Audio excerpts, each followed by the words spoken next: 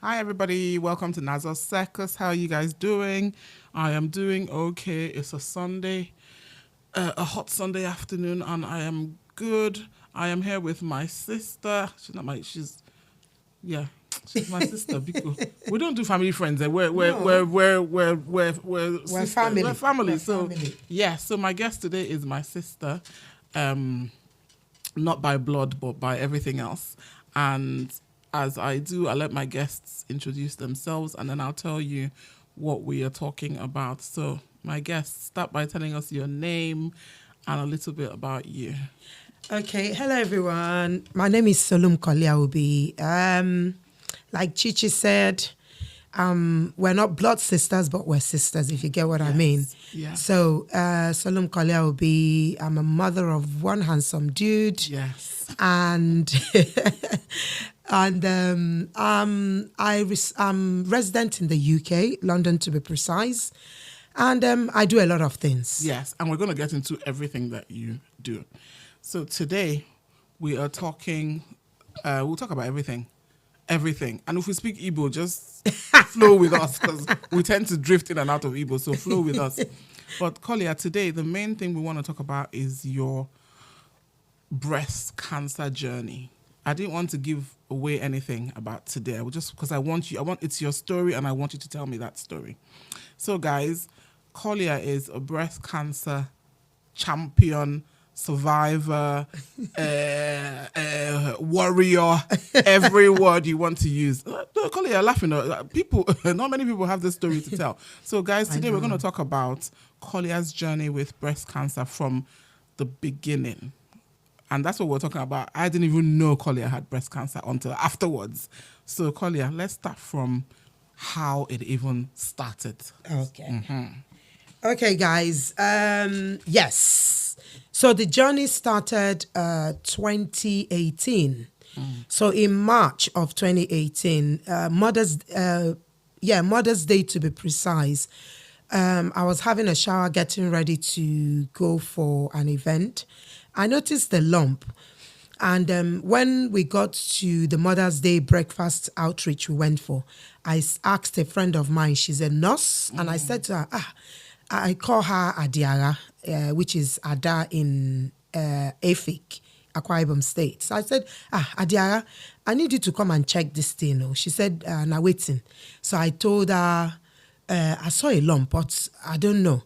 So this was on your breast? Was it the on right my breast, on my left breast, okay. So on the left. So you felt a lump? I felt a lump on the left breast. Mm-hmm. So she came and checked. We went into the bathroom. She checked, and she said, it might not be anything, but my advice would be for you to see a doctor, to check, to speak to your GP, so they can also have a look and preferably refer you to carry out a mammogram. So I said, okay, that's fine. And how old were you then?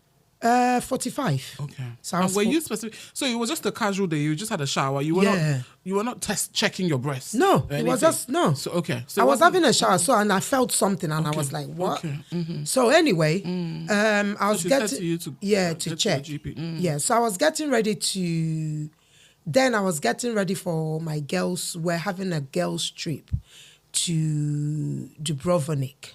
So my mind was set on my holiday, not on lump or no lump, But didn't you panic? Were you not scared? No, I wasn't. Why would I be? Yeah, there was true. nothing. There was no red flags. Yeah. Nothing. Okay. So I kind of said, okay, I would go for my holiday. When I come back, then I'll book the appointment with the GP. So when at the holiday, we made jest of it. I was saying to the girls, I saw something on my breast too. The girls, everybody started checking their own, checking their breast. They said, you're the only one with this kind of thing. I said, anyway, when I get back, I will try and see the GP. Not I will see the GP. So at that point, you were still not even... I was not, it wasn't, I wasn't even concerned. So anyway, we came back from holiday. I still wasn't going to call GP because I didn't have any cause to call the GP. But the thing that made me call the GP was when I got back, I had a letter to carry out a smear test. So I said, okay, let me just call and book for my smear test. Then on the other hand, just say to them that I've just casually mention. Yeah. So I called the GP surgery and they booked me in.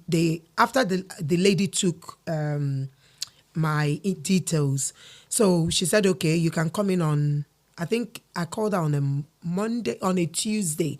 She said, okay, can you come in on Thursday for the smear test? I said, okay. So, but before she dropped off, I said, okay, and also I have, I've just found a lump on my breast.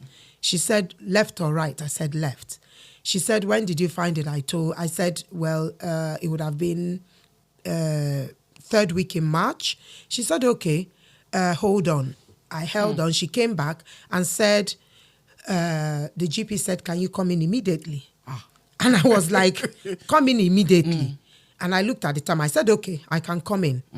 So she said, when you come in, then the doctor will see you. So I literally walked down to the GP surgery. It's about 10 minutes away from home. So I walked down, casually went in. The doctor checked.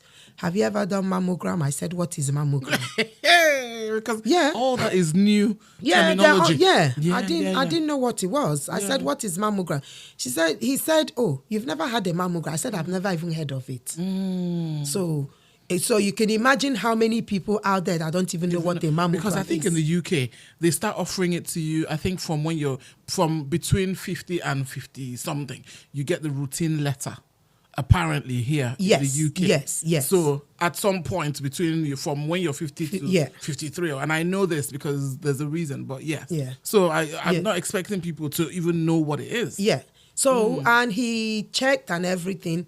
He said, oh, this lump is quite big. I'll refer you to go and do a mammogram. But, well, where it's located, it might not be anything. So I said, okay. And he was asking questions, how long has he been there? I said, I've just noticed it. If he's been there too long, I don't even know. So he sent off the referral letter. 2 weeks after that, I got a referral letter to come and do the mammogram. Still no red flags. I went to the office. I told my boss, I said, oh, I found a lump and they've referred me to do mammogram. He said, okay, just go and do the mammogram. And it was just across the road at King's College. So I went through. When I got there, they were wasting my time. I was like, these people need to hurry up. Can they do this mammogram? Let me get out from here. Let me just leave and just go and do what I need to do, I beg. So when they called me in, I did the mammogram. And when the lady was doing the mammogram, I like to look at people's expression, right? Especially the medical thing. I do that as well. So when she was doing the mammogram, she was kind of squeezing her face and all that. So when she finished, I said, is everything okay? She said, oh, yeah. So I said, okay, no problem. She said, I need to sit outside and she would show the doctor the result. So after she came back again after about 15 minutes and said, we need to redo it again. So I said, okay. At that point, I said to her, is there any problem? She said, no. But the doctor said we should redo it so he would be sure what he's seeing. So at this point, you were still okay. At this point, I wasn't even bothered. Just do this thing. Yeah. Do your second mammogram or whatever, then let me be going. Yeah. Okay. So she done it. After that second one, she went back to the doctor and came back and said the doctor said he wants a biopsy immediately. I don't even know what biopsy was. So I said to her, what is biopsy? She said, oh, it's just to take sample of the lump. I asked her, how long is it going to take? She said, it depends on how your threshold for pain is, blah, blah, blah. I said, okay, we need to do this quick because I need to go back to the office. My break time is over. That was what I said to her. The woman was kind of looking at me. Is this person Does she understand the gravity of what we're discussing? So anyway, we went in for the biopsy.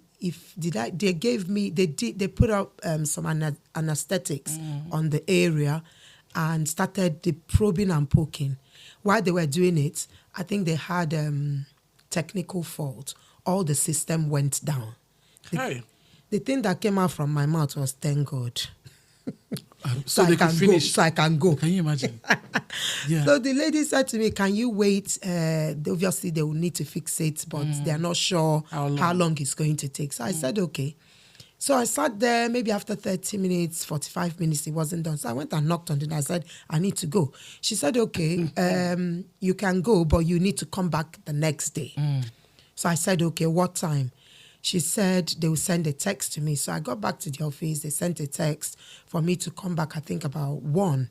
So about 1 the next day, I went back. They took the sample, did everything they wanted to do. Then they said I would need to wait for 2 weeks to come back for the result. So they gave me appointment for 24th of May to come back for the result. So I said, okay, no problem.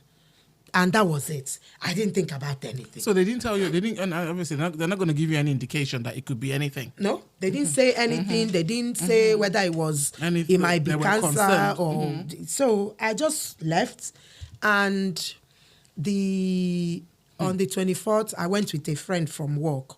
So we got in. When we got there, they hadn't called. I said, these people never keep to time. And they should keep to time. Let's just go get back, the results and just go. So see this life, eh? The doctor now called me in. When I came in, the man was just looking straight to his computer. No, no facial, no eye contact. So he said, oh, confirm me.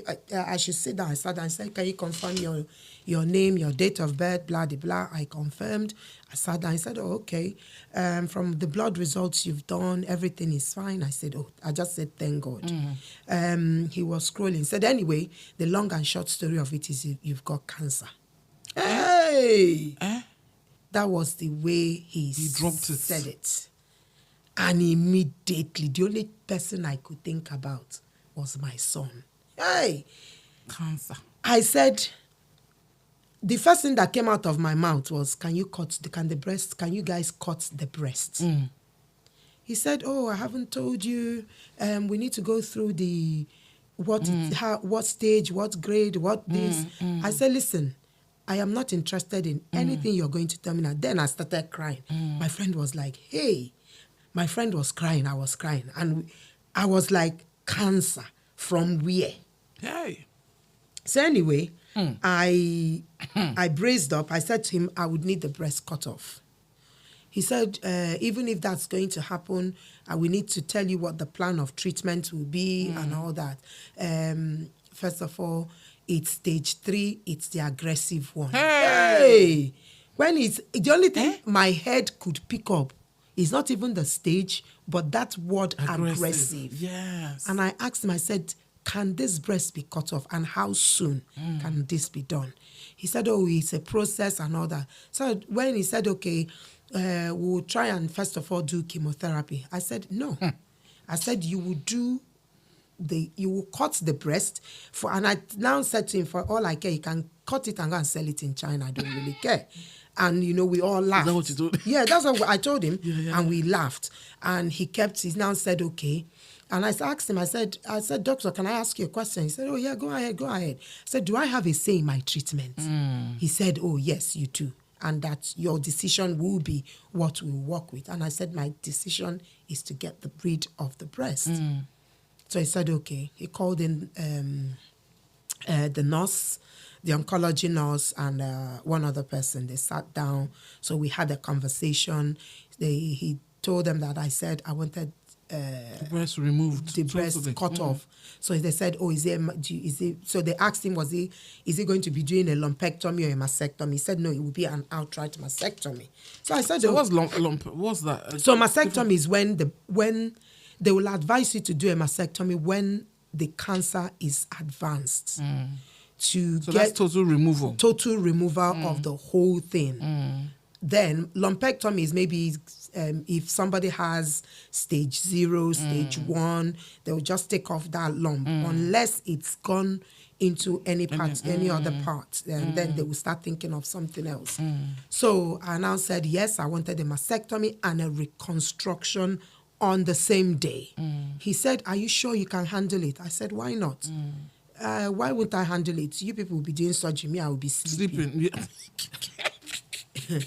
So the man will be thinking, he'll be looking at you like... He'll be just be looking at him. Well, The man was... You were probably speaking out of fear and out of every emotion in yes, your body. for me, the major thing was for me to be alive. Yeah, so do whatever you need to do. Yeah, so the devil started playing,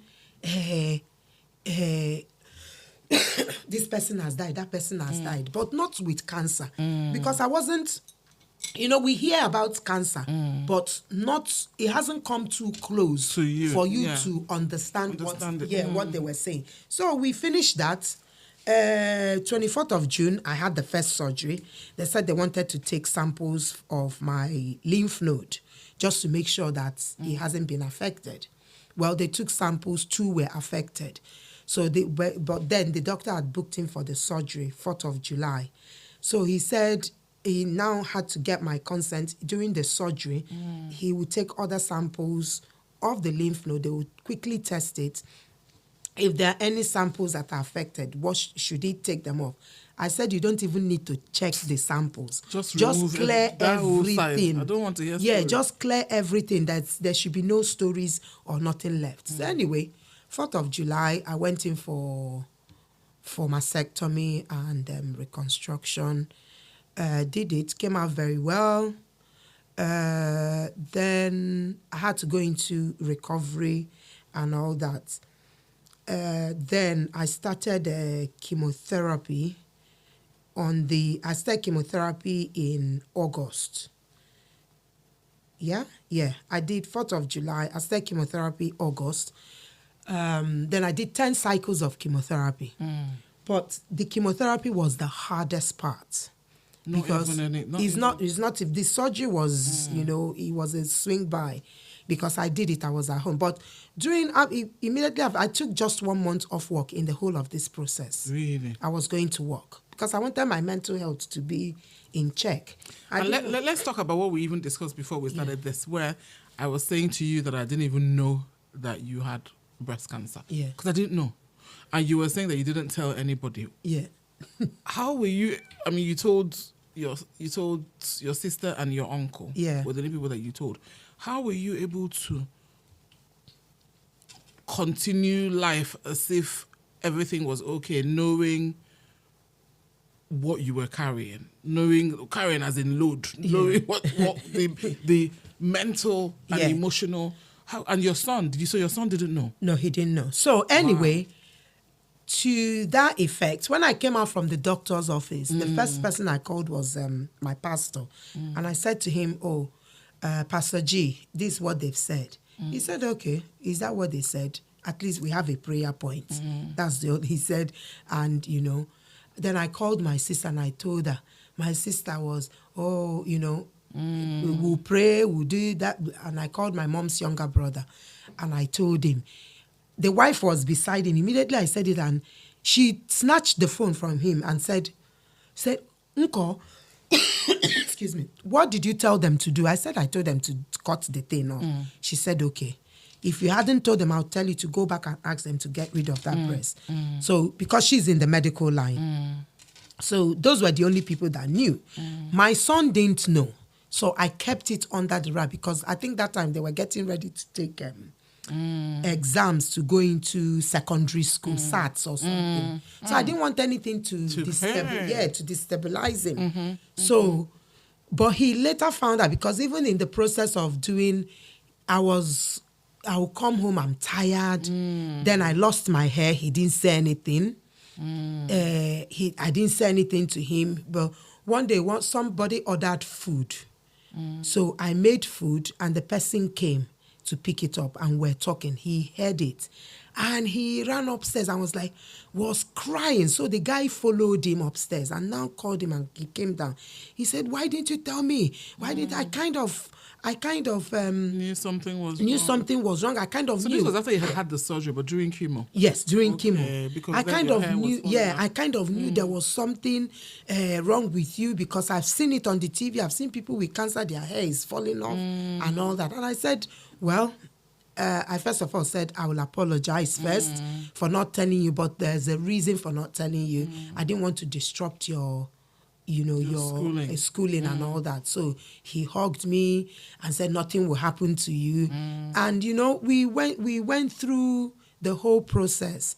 So I did the chemo.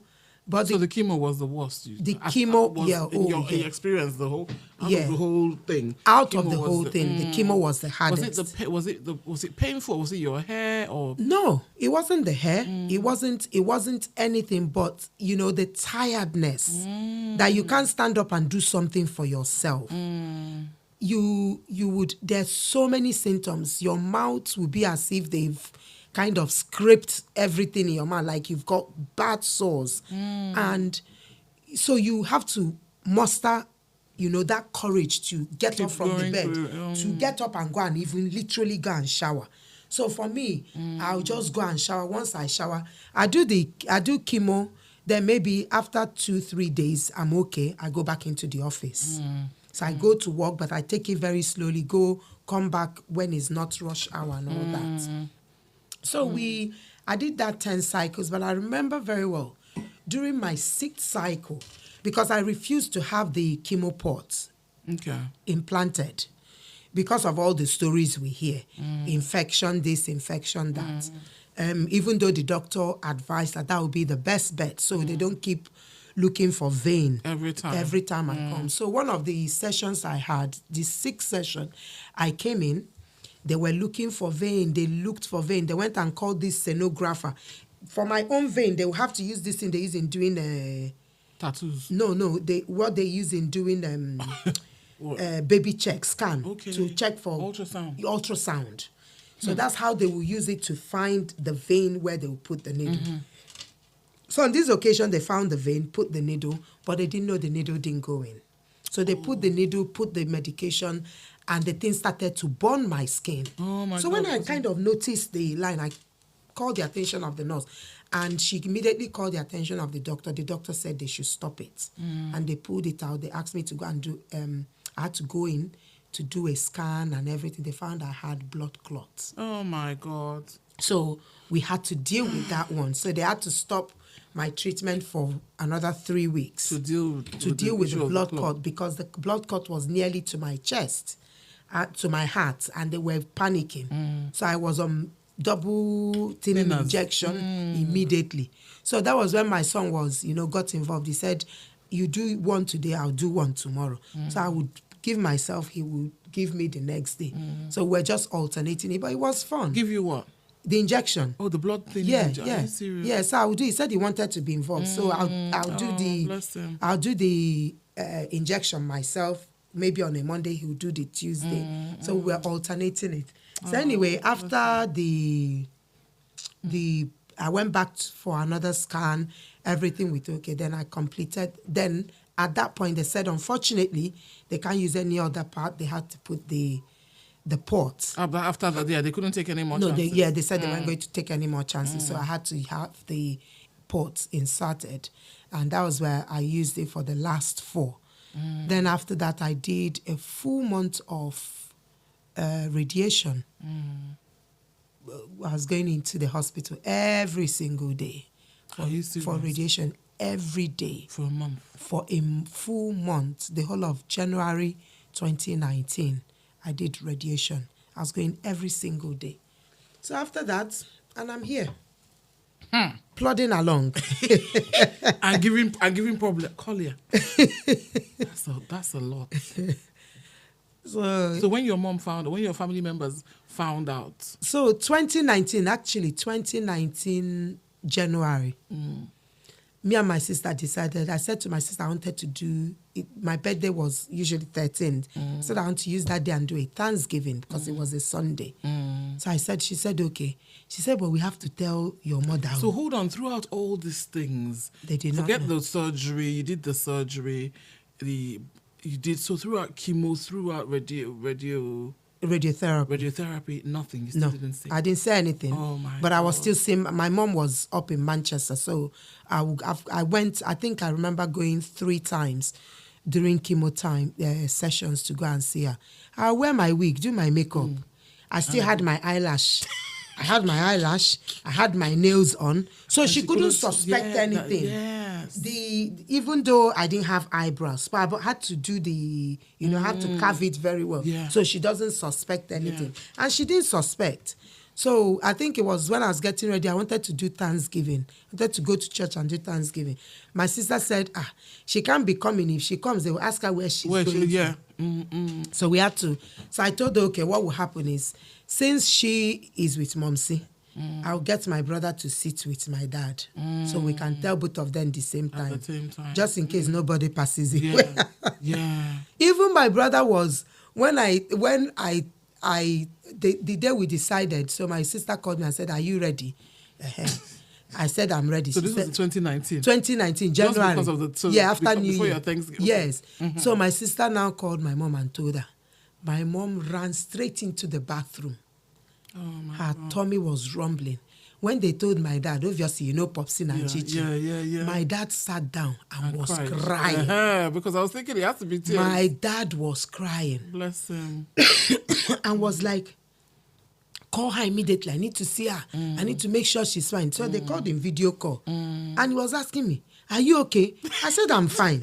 Obviously they were kind of looking for things. Maybe they would know the symptoms and whatever. But there was nothing. Even my mom, when she saw me, she would look at me from head to toe. She didn't see anything. My hair I had the baby hair had started coming out, and I went and colored it pure white. And she was looking at me. My mom said to me, you children, you people will kill somebody. Yeah. So you went through all that. You went through all this and nobody, you told nobody. Yeah. And I asked her, if I tell you, what will you do? Yeah. And her answer was, thank God you didn't tell me, because by now, I wouldn't have been able to. You people might not even have a mother. Yeah. Because she would have, possibly the blood pressure will shoot up and not refuse to come down. So it was, number one, it was a good thing we didn't say anything to her about, And it wasn't an easy journey. But I thank God. It wasn't easy, but God made it a lot easier, to be honest, because I had community of, few people in my church that knew. Some of them would come around. Some would go and do the shopping, because it was difficult. I couldn't do anything. But even in that, I tried cooking, doing what I could do. So I'm not, you're not, because you don't want your brain to relapse. Yeah, because that will now be, you can't come out of it. Yeah. So you're now how many years? 6 years. Because I know it was 5 years last year. Yes, 6 years. 6 years bloody cancer free. I tell you. And do you know that C word? That C word is just a word nobody wants to even Nobody wants to hear it. But it's on daily basis. Of course, it's there. On daily basis, you find people that are being diagnosed with cancer. So I like that. So I think we want to talk about what you're now doing for other women who have cancer. So you go around doing talks. I know you do talks, and I know you have books. Can we just talk about what you're now doing? Let's start with your foundation. Okay. What's it called? What is it that you do? So in the process of the journey, I was keeping kind of, will I say, diary of how I felt every single day. I go in for chemo, different things happening at different stages. So then I had the Instagram page, and there's one of just a mutual friend. She writes, so I called her one day and I was like, Aji, I'm looking at maybe, being able to talk about this journey, because I've not seen, if we had people that have spoken about this journey previously, before some of us that ventured into it, it happened to us, we'll be able to know how to handle it. But there were not many people speaking up at that time. There's still not many people talking about it, possibly because of stigmatization and a whole lot of things. So she said, oh yeah, use your Instagram page and see what you can do. So after my Thanksgiving, I put up pictures of when I did chemo. People were like, when did you do chemo? What happened? I put up pictures of the breasts, the one that was taken off and reconstructed. People were like, oh, why are you putting this? So I said, that is me and that is my current situation. Yes. And I need people to know that this is what it is. There's no way you can hide it. I don't know why people, and it's not a sexually transmitted disease. No, it's cancer, for God's it sake. is. Why would it be? And it can happen a to secret? anybody. Of course. It can happen to anybody. It mustn't be. Sometimes they say it's hereditary. This one, there's nothing hereditary in this one. So, with that, I started using Instagram to Just to share your story. just to share my story and everything. And at some point, people started showing interest. Oh, we want to know your story. How did you handle it? We're going through this. How do we handle it? But I don't want to come out and talk. So I met a lady who runs a foundation in Nigeria. Unfortunately, we fell out. Yeah, because some foundations, I'll say it here clearly, in Nigeria, people start up a foundation just to raise money for their own selfish interest. Not to further Not whatever to further. they say that They say they are. their mission so is. I met, there was a lady, she reached out to me and said, oh, there's this lady, she's got cancer. I need to help her, but I don't know how to raise fund. So I said, okay, the only thing I do is I put stuff on my WhatsApp status. People see it, people will comment, people will say, okay, how can I help? I go on Instagram page and I talk. And sometimes then I was doing Facebook Live. Now I don't even do it anymore. So she said, okay. So I said, okay, send me the person's details. Let me just put it. And I put it up on my WhatsApp status. And I said, what is involved? She said 1.2 million. I said, okay, 1.2 million naira. I said, okay, no problem. Is that what the whole chemotherapy treatment will be? Okay, I'm going to take, how much is a session? She said to me, 120,000 as a den. I said, okay, I will pay for one from my own pocket just to sow that seed, So I put it up on my WhatsApp status. One of my friends, very good friend, she's a pastor, a woman I respect so much. She immediately called me and said, can I give her the details of this person? She wants to also put it on her status. And she did. And Chichi, that night, I raised that money. Wow. So because I had already taken out, they had a balance of 880, and they gave me that money straight away. I wasn't running a foundation. It has to go into a foundation account just for accountability and to make sure that, the unfortunate thing was, I don't know, will I say it was out of excitement? The money was paid into my personal account in Nigeria, but I had to move it into the foundation account of that lady, and I moved it. And as a result, she mismanaged the fund. And because I live in a country where things are done by the books, when I requested for how the money was spent, As you should. she told me off. Why should I, why should I Question her. ask for her statement of account? I said, I'm not asking for your statement of account. I'm asking you for how that money was spent, so I can also put it out, because I said every single kobo I take from people, I put it out, I give account. The only thing is I blank off the person's name, but it's there. People are reading, people are seeing, and that's the only way people come and help. Again, of course. So anyway, on that ground, I thought, okay, it wouldn't be a bad idea to start up a foundation. But I prayed about it, because it's not an easy journey. So, and I called my younger brother, who is a lawyer, and I said, I need to register a foundation. He told me what it will entail and all that. I said, okay, and we registered the foundation in Nigeria, fully registered, Solumkolia Breast Cancer Foundation, fully registered. September will be 3 years. Wow. And we registered it, but while the registration was going on, we thought we will continue doing what we're doing. So we did one outreach in Nnewi in Anambra State. So that first one we did, in the process, two women actually had cancer, and they did not know they had cancer. They had never heard about cancer. They didn't know what it was. And they had lumps. So we did So the breast outreach screening. thing. Okay, yeah, because that's what I was going So to say. the outreach, You had we a did breast team. screening. Yeah, we had a team of doctors, nurses. We had. So they were doing the checks. Yes. Okay. We did a physical. We did the. Yes. We did not the mammo. We did the mammogram, but the mammogram we did was with the handheld one in a dark room that will show if there are any things. So about few people were found to have some grayish area. So what we did is if they found anything, they will refer the person to just the doctor, and the doctor will tell them go to a teaching hospital and do a proper mammogram. So to find out. So eventually, after that event, we did mammogram, we did blood sugar test, we did blood sugar, we did blood pressure. The people with the people that had blood pressure that they did it. In fact, it was too much. We did blood pressure, and at the end of the day, what we tend to do is to share out food.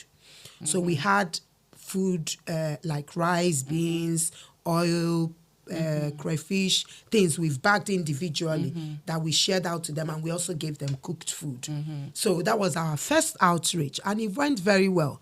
And people were really impressed. People were like asking questions. In fact, there was a young girl, she was in my volunteer team, and I noticed she was mostly outside when we were doing the event. So I asked her they should call her. She needs to come in. So she said, no, she can't come in. She thought cancer was... she thought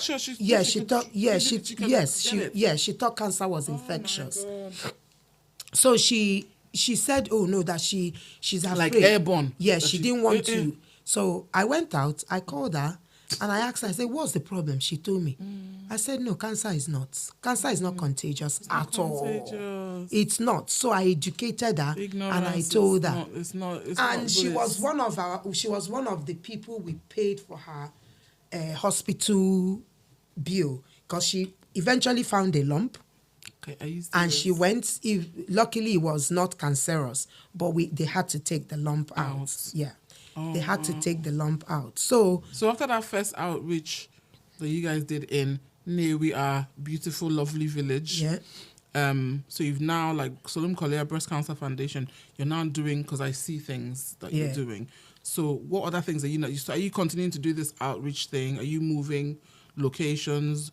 How else are you supporting apart from the outreach? So we do purely advocacy. Okay. We're more of advocacy, telling people cancer shouldn't be a death sentence. It shouldn't. But unfortunately, it is what it is. People go through it. Some people don't make it. Some people make it. Some people are living with it. Some people, obviously, they will tell them, because some cancers are metastatic. It's gone all over the body. Some people are palliative. You're living with it, counting down on whenever. Some people are curative, meaning there's something that can be done. They'll keep doing the medical trials on you. So what we do is we go around, we tell people. So far, we've done outreaches we've gone to Lasut, we've gone to Luth, we've gone to National Hospital to speak to cancer patients. Because most people go there, they don't know what to expect. Most people go there with fear. Of course. Most people go there with financial issues. And sometimes you find people that say, oh, we can't afford to pay for it. And we can't afford to pay for it. We can only do so much. Because you don't get government funding. Yeah, we don't get government funding. We get people, it's from friends and family that, and I always tell people, I know they're ashamed to beg. I can beg. The least you can tell me is no. And it's not going to kill me. It's not going to change anything. It's not going to change how I see the person. So we did Lasut. In Lasut, we paid. I collaborated with another foundation. She's based in the States, Wing Cancer Foundation. So we did Lasut, Luth, and National Hospital. So we're able to cater for over 2,000 cancer patients in the 3 locations. So where we shared out cancer care kits. Basically, we had a neck pillow, toothbrush, toothpaste, mouthwash, things that somebody going, to make it easy. People going in for cancer treatment, the things they need. You know, because people going into cancer for cancer treatment, you just don't walk in. You have to prepare yourself. Yeah. So you need to have neck pillow, because if your neck, there might be sometimes pain. So all those little basic water bottle and all that. So we did that in the 3 locations. Then that same year, my foundation solely, we provided 58 breast foams to women in Lagos who have had their breast cut off, completely removed, because in Nigeria there's no reconstruction. So you find people. I had the reason why we did that was one of the girls said to me, "Oh, I had to go to where they sell mattress to ask for foam." Oh, no. And that's what she uses. And I thought, is it hygienic? To Infection, just cut off yes, matters. and all that. So we thought, okay, we could, do that. I researched into it. We found out that Marks and Spencer was selling it for £10 for one. So I put it up on my WhatsApp status and I said, we're looking for people. If you can give one, £10. It's for us in the UK is more than. It's the McDonald's. You're spending more than that for a McDonald's or a meal. Yeah. So we had people give us money. We had 58, and we did a survivors get together in Lagos, in Lekki, in one of the very lovely place. They came together. We had food, we had drink, we had an oncology doctor come in, so people can ask questions and they will answer. We also had the Nigerian Cancer Society president. He was there to advise them on grants, where to get if you're solicited for government funding, because there is government funding, but it's limited. To you have to know that there is, number one, and how to go find it. Yes, only 6 states out of 36 states offer funding for cancer the government offer funding, and you must be living in that state for you to, and you must be in active treatment, and your oncology doctor would have to be the one to authorize it. So it's a whole lot of, So we did that. Then we did another outreach in Nnewi, because obviously Nnewi has 4 autonomous communities. So we've done, well, I would say we've been partial. We've done in Umudim twice. So we did in Umudim, our own, then, but we did in the outer part of Umudim. So we did that, and women were so, and the last one we did in Umudim was during the COVID pandemic, 2021, COVID, at the height of COVID. So we had COVID, we had to buy COVID test kits, we had all sorts. When people came in, we test them for COVID. If you've got COVID, you can come in. So there were people that actually had COVID that didn't know they had COVID. And they said, no, it's not COVID. We said, sorry, COVID or no COVID, it's positive, you can't come in. So luckily, I had my son with me, who made sure nobody entered there. And we had other people, because we only had one entry. Because if you had different entries, people would just be coming in. Wow. So we did that. It was very successful.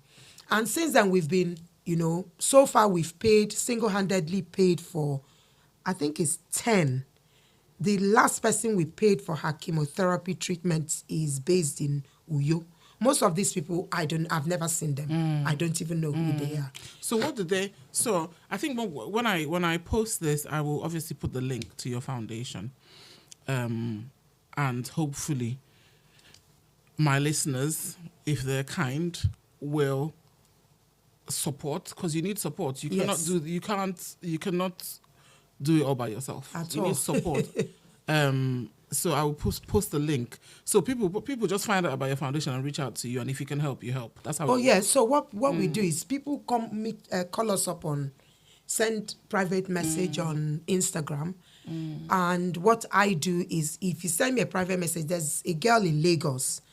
First of all, I'll ask your location. If you say you're in Lagos, what hospital are you taking your treatment? Then we find out. We make the necessary on the ground background check, just because people are coming out now to say they've got cancer when they haven't got cancer. When they're trying to eat. Yeah, because of food.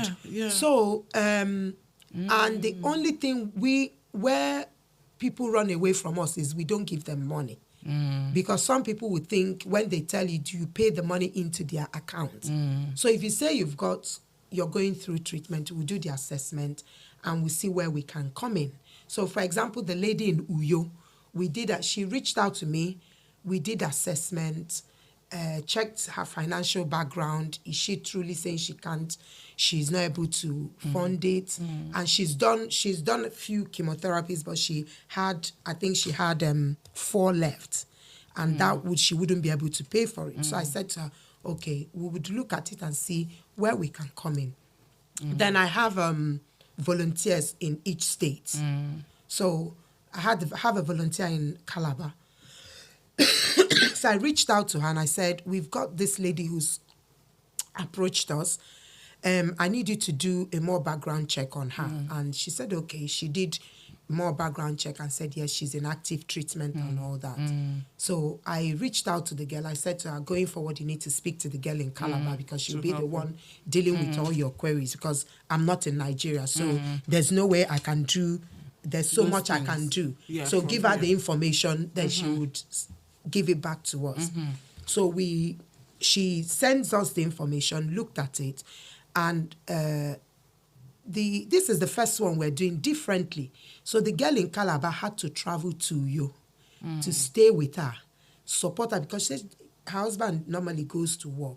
So she goes for chemo alone. I don't think anybody should go for chemotherapy alone. It's no longer pandemic time where they say you can't come in with anybody because of a viral infection or nothing. But she will go sit with her, be chatting with her and all that, buy fruits and what she thinks she will need. So we funded that. That's the last one we did. So that will bring it up to 10 people we've paid for their chemo thing. In the last 3 years.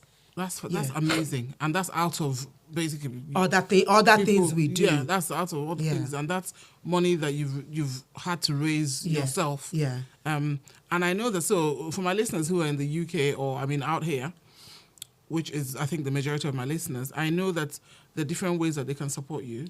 I know that they can do direct debit payments so that you have a regular amount coming in, because you don't want to promise somebody or take on something and then your money finishes. So that's something that people really need to, look into supporting, because we have to help each other. And how much is £10 a month, £20 a month on a consistent basis? Yeah. So people let's get in there and help Kolia with the good work that she's doing. So Kolia, what would you if you met somebody? So now let me use myself, my age. What advice would you give me I know everybody says to check your breast. Is that what you would say to anybody? Just constantly keep checking? No. So normally when I tell myself, people will say, oh, how did I? I said, for me, it was luck. You might not be as lucky as I am and all that. So I always say to people, make sure you're checking. Yes. There's no harm. You're having your shower. You're the one having your bath. Body, so you know your body. When you see anything changes, it's not just the lump, because they're the silent ones. Yes. So some people, they will tell you if your nipple is inverted, obviously if your nipple has never been inverted in, and it's suddenly, you need to, it's a red flag.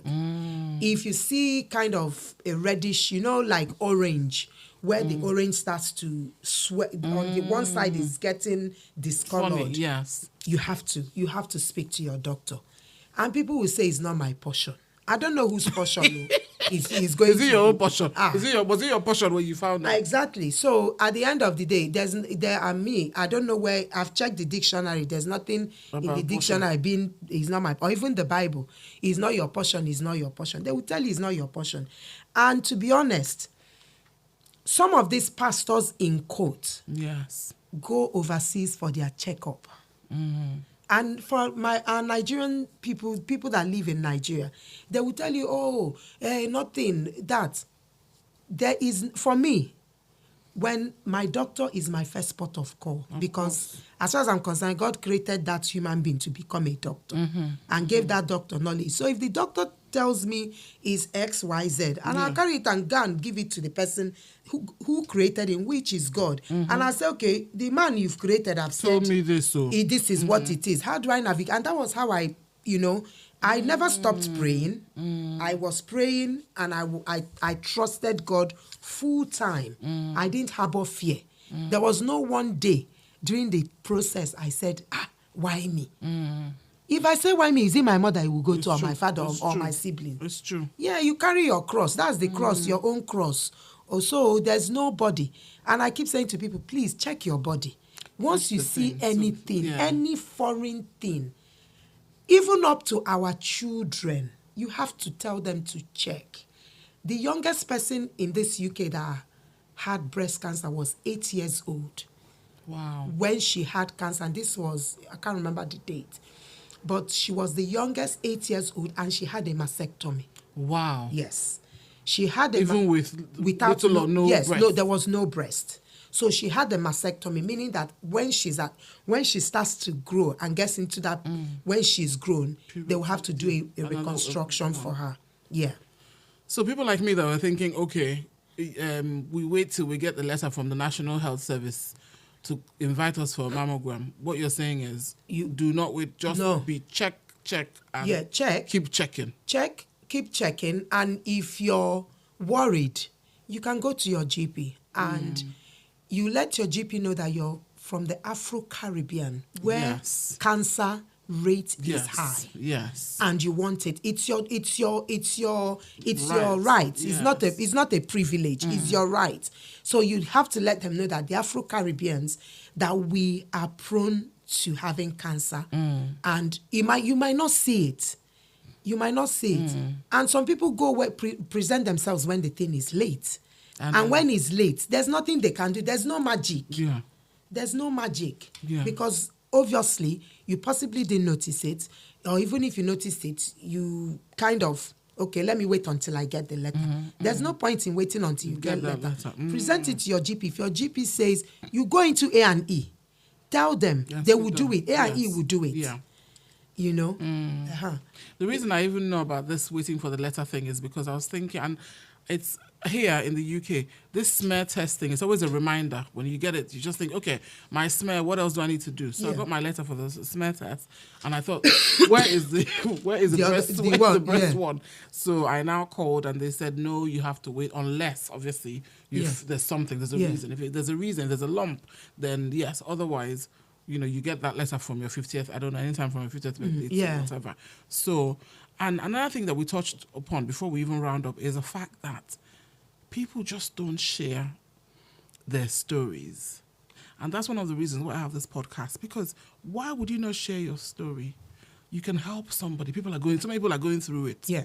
Why, if you've come through it and you're now okay, because I get it, when you're going through it, you don't want to be sharing the story. And that's the list of your issues.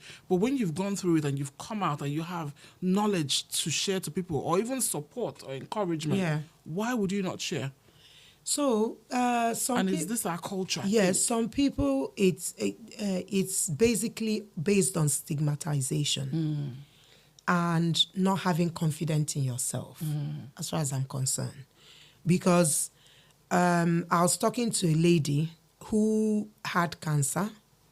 I kind of found out she had cancer from a third party, and we're talking. I said, I didn't know. She said, what is she sharing it for? That her husband told her not to say anything. I said, really?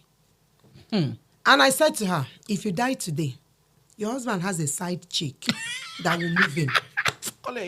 You're just something else. So, my dear, you share? need to share. Yeah. And when you share, in as much as it's cancer, everybody's journey is different. When you hear my story, I hear your story. You'll be thinking, hey, did she go through this? Maybe if I'd done my own that way. Or let me see. Yeah. When you share, you're educating. Ignorance is not an excuse. No, ignorance is not bliss. I even say it, that people say, people taught us, to me, ignorance is not bliss. No, I don't want to be ignorant. I want to know everything. Even the same Bible we read says, my people perish for lack of knowledge.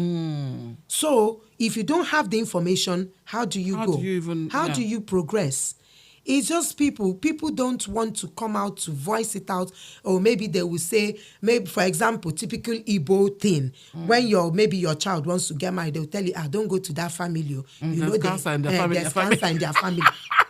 So too many stupid things that people come up with, And I said, why would you be thinking that should be the list of your problem? That should be the list. All the family. Yes, now in a family, huh? Ejena, you know, it's absolute nonsense. Oh If you've got to share it, yes. And again, the reason for you sharing it is that you might be making mistake in your treatment journey. Because we found people who have had, especially people in Nigeria, who have found something, they've kept it quiet, but they were using the wrong treatment. Some people will tell you they are doing natural. Some people will tell you they are taking abu or taking, they said it's just this thing. And by the time you close your eyes and open, the breast is fungated. And now, if, for example, you were going to use 10 naira for the treatment, you're looking at 100 naira. If it's even going to work. Yes, that's exactly if it's going to work. And that's the problem. People don't come out to talk, but when the matter has gone overboard, you find people coming out to come and, share. And the money you're going to use, it will be more than what you should have used at the early stage. Of course. Igbo people say, prevent it before. Prevention is better than cure. Before it gets out of hand. So it's just that stigmatization, and we try to talk to people. Feel free to come out. Let them say that woman with cancer. At the end of the day, there are people with diabetes. Of course. There are people living with HIV. Everybody, we all have our different things that we're there are people with. dealing with different things. And one thing for sure is one thing will kill somebody. Of course. Whether you go to bed and sleep and you don't wake up, is dead. Yes. You will die. Yeah. And there's nowhere they've promised anybody that you will live and not die. The only thing we always pray is that let's get old, live at a very good old age in good health, with my mental faculty mind in place. So sound then mind. Very sound. Then we would, kind of go when it's time. I keep saying, after all, Jesus died at 36. Oh, so who are we? So who are you? Exactly. Who are we not to, So women need to snap out of stigmatization. Yeah. And also, men do have breast cancer. Of course. Men shouldn't be ignored. Yes. They should, especially those that go to gym and they build six-pack. You need to be checking yourself because some of those lumps. For the lumps, because some of those things come out cancerous that you might not know. That you're putting into your body. Yeah. And Kolia, so before we go, I know you've written a few books. 2 books. 2 books. Can we talk about the books? So what are they called?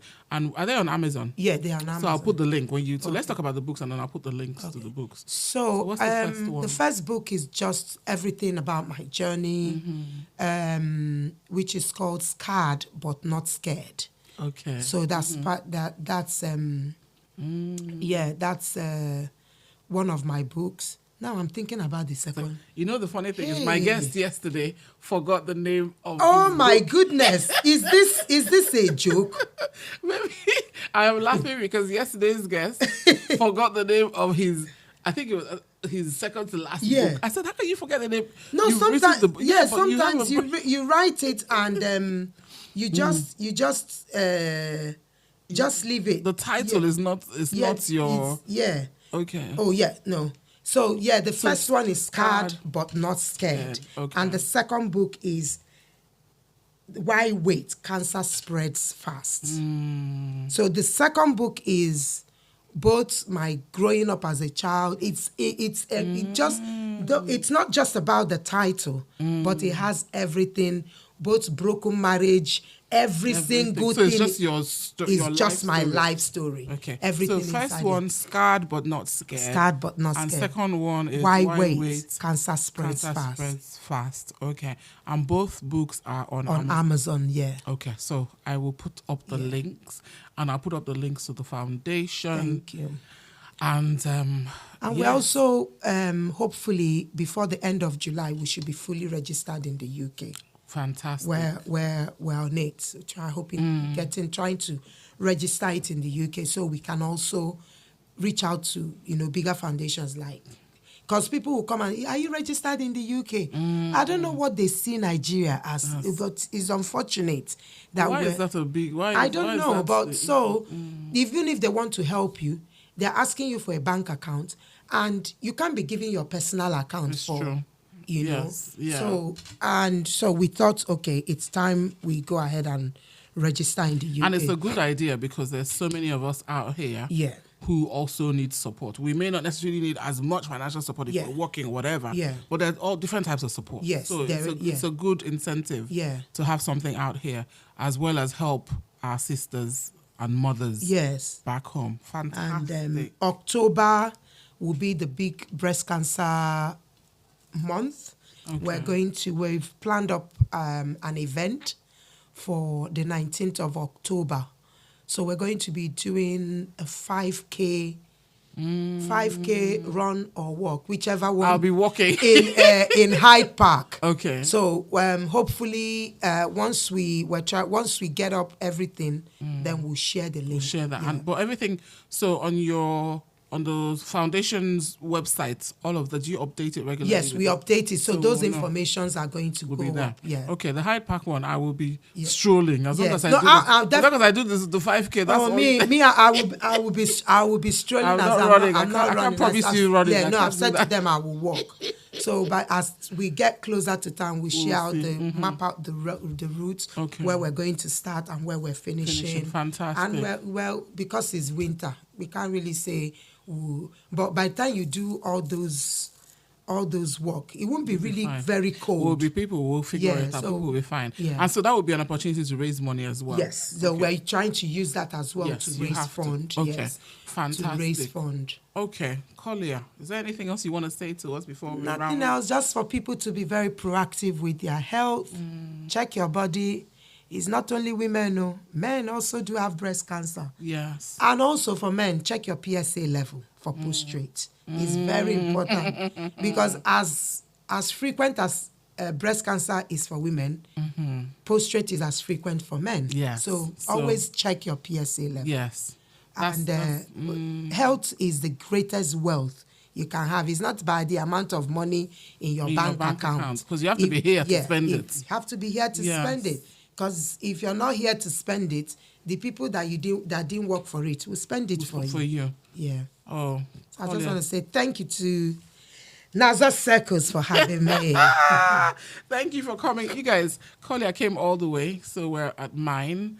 And Kolia, thank you so much for taking our time. And obviously, good health.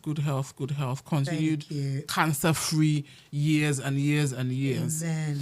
Okay, guys, so I'm going to put up all the links about everything that we've discussed. Please support Kolia in your own way. Support. That's all you can do. Support each other. And yes, I think we're going to sign off for now. We've talked about everything breasts. So yes, cancer is not a death sentence, and we have survivors, and we have to share all the stories, all the success stories, and also remember the people that we've lost to cancer. Okay, guys, so until next time, it's peace, love, take care of yourselves, and catch up soon. Please comment on this episode, share, like, let me know what you think. Take care. Bye.